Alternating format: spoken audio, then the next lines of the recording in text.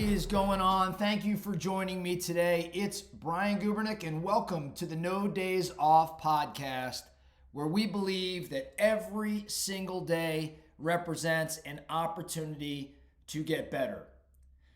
Let's get into it. Today we're going to be discussing leadership and what I believe to be the single greatest thing we can all do if we intend to become better leaders.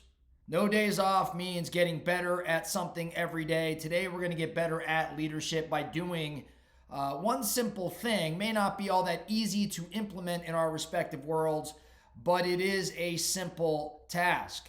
All of us are leading. All of us are leading our families. Some of us are leading businesses. We are leading small teams or big teams. We're leading our peers. We're leading our siblings. I mean, we are leading every single day. You are leading someone. And I define leadership really simply. I define leadership as influence. Leadership is influence. You are either influencing people in a positive direction or you're influencing people in a negative direction or no direction at all. Regardless, you are leading them, right? So I look at leadership as influence.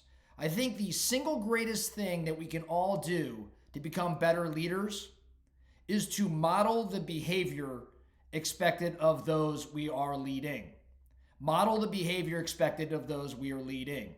If you're leading a family, if you have kids and you want to lead them in a positive direction, they're certainly looking up to their parents as role models.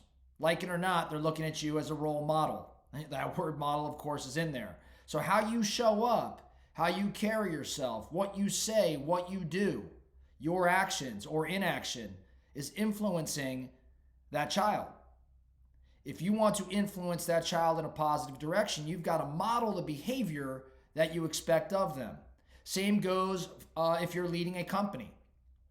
If you want the people you're leading within that company, if you want your employees or partners within that company to perform a certain way, to act a certain way, to carry themselves a certain way, then you have to display it. It is on you to show up and display and model the behavior expected of everybody else around you.